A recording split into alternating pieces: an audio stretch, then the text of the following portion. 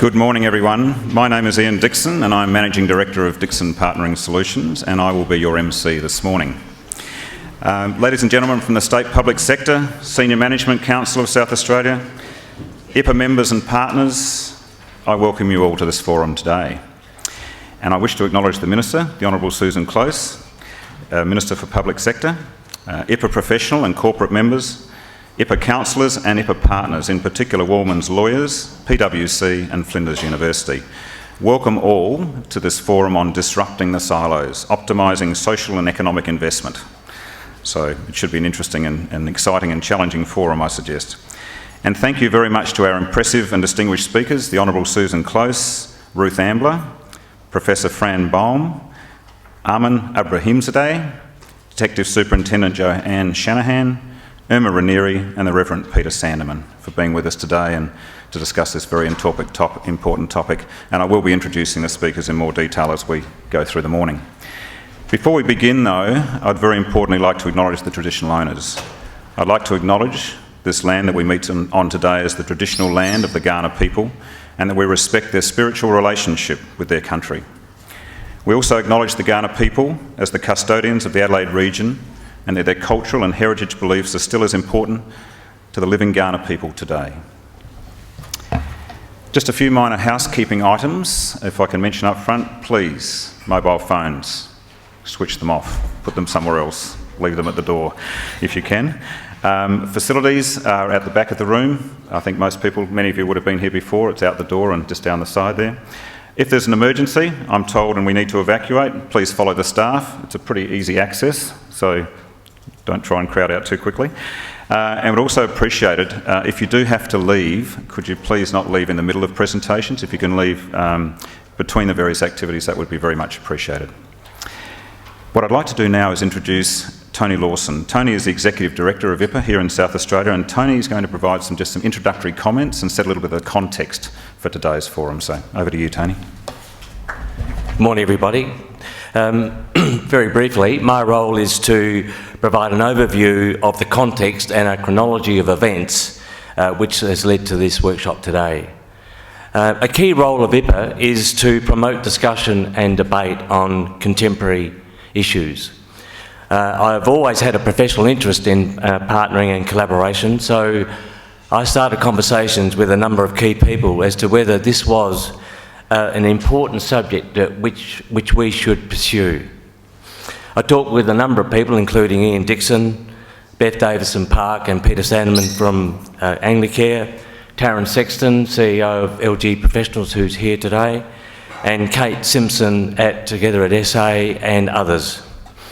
This led to a workshop which was kindly hosted by Anglicare and facilitated by Ian Dixon, and consisted of a number of NFP organisation leaders and President Irma and myself. This workshop concluded that IPPA, as a non-political and professional organisation, has an important role to play in providing a neutral platform for discussions and debate on a number of issues, including those of partnering and collaboration, and that we, as a first off, should host a foundation event, which is the event today. I prepared a paper on this and canvassed the issues with my council, the IPPA Council, and thankfully they signed off on wanting to be involved in this discussion. The next step was to identify an important theme and potential case studies of good cross-sector collaboration.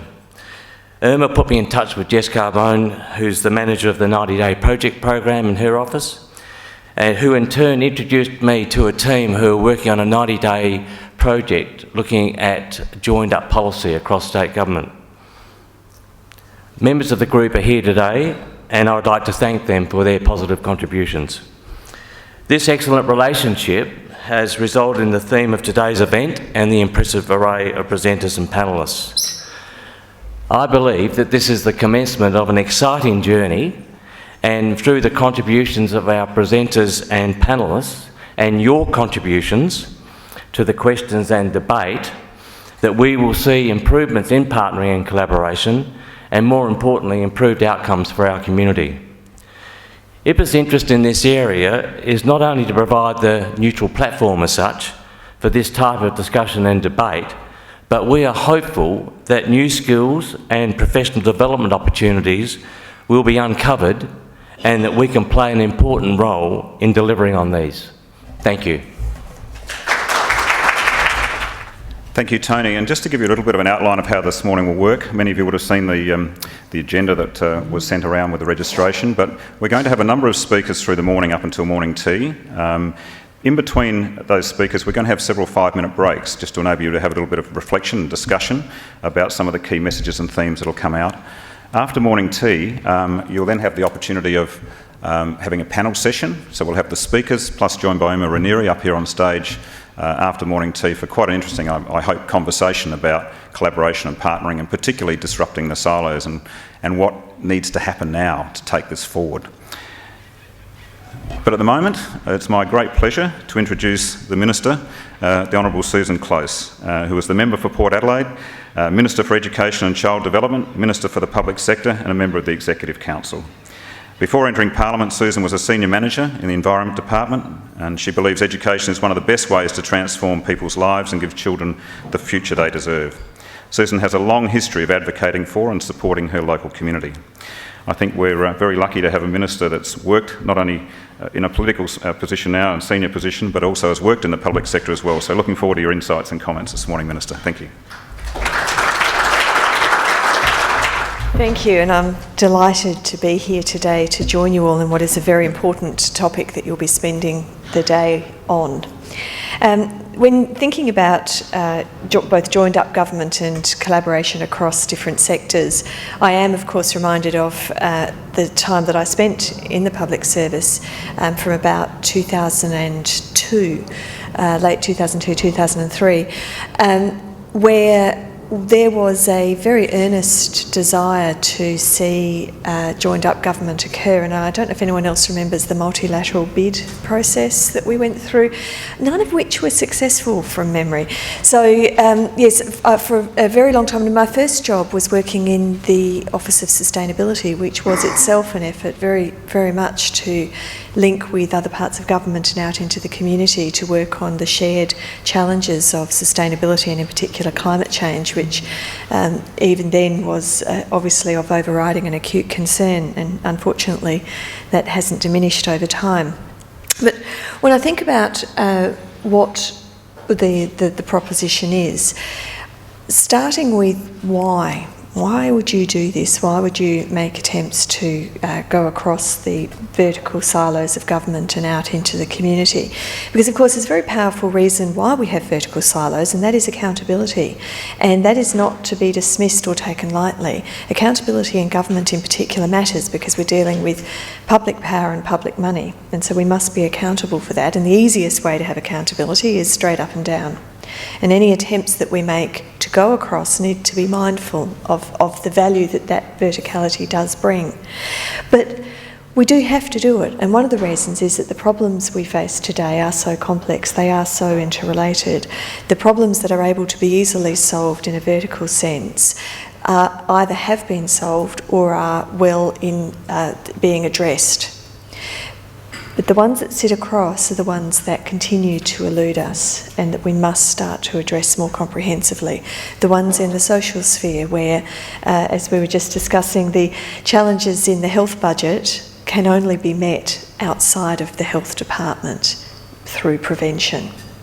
The challenges for children who are removed from their family, which is part of my responsibilities, the way that those families interact with our government and with our community organisations are far more complex than it can just be seen through that child protection lens. There's also a powerful reason why we need to do this, and that is that public expectation has changed. The public expect to be treated as a whole human being and expect to be able to deal with government and community in a way that makes sense to them. And the bureaucratic structures that we have occasionally make sense to us and almost never make sense to people outside. So we do need to be very mindful of expectation. It's also the case that the authorising environment, the permission that we are given as government, the permission that we are given as community organisations, is so much stronger if there is a collaboration. It is very difficult with the increasingly and not always wrongfully placed cynicism about politicians and politics that you can't simply have a politician say this must be and therefore we will do it. The community expect to see others sharing those views. They expect to see leadership outside politics, and that is what gives us the strong authorising environment. So if we're not all working together, we don't get that permission from the public. There is also a third reason, and that is we do have an increased capability of doing things in a more joined up way. The liberation of the internet, of data, of the connectedness of our technology does give us a great deal more power if we choose to use it. In my own portfolio of education, I often remind people in terms of, is it about information or is it about knowledge? When I was a student, it was much more about information than knowledge because it was hard to get. I would look on microfiche at university. That's no longer, everything that was on the microfiche I'm expecting now is on the internet and I could just get it on my phone. So it's no longer about the acquisition of information, it is about the management of the data and making sense of it. And that's something that we need to do as a government and as a community as much as a student does. So how do we collectively harness the power of that collective information that we now have so that we can do good work together? So how do we do it? If we think that there's a good reason, there's several good reasons for doing it, how do we do it? And as I alluded to at the beginning with the multilateral bids, you do need a reward system. You do need a way for rewarding collaborative behaviour, because at the moment, particularly in government, all of the rewards, all of the accountability very easily slide downwards and don't so easily slide across. Now, a lot of that comes from the leadership, and I know that although it was started by Mike Rand talking very much about having these integrated approaches, that Jay Weatherall has really advanced pushing for the chiefs of the public service, for the chief executives, to be rewarded on the way in which they work collaboratively. He has empowered Emma Ranieri as the Commissioner to lead government reform and public sector reform that is predicated on collaborative work. The 90-day projects have been the spearhead of that, have been the obvious examples, but it reaches far deeper. And so those rewards that the political class are able to provide are very important, but we also need to work on how that filters down, how we reward behaviour within our own teams in the public sector and within the community sector, so that there are motivations for this to occur. We also need to be mindful that we're not just talking about replacing the vertical, we're talking about complementing it. And as I said at the beginning, there are strong reasons to have accountabilities that are clear, but that doesn't mean that you can't complement it through collaborative work. And indeed, the best ways to achieve those accountabilities nowadays usually are through working collaboratively. And my final point on how is that it is first, last and always about relationships. It is about how we work together. And one of the wonderful things about South Australia and about Adelaide is that we do have that capability. We seem in part to have it as part of our nature and part of our history. We've always had this wonderful diversity of view that's been able to be constructive. That the diversity has been within a sense of shared values. It's a real strength in South Australia, and I think it's facilitated also by our relatively small size, so that we constantly come across each other, and those relationships are absolutely essential to the quality of our work.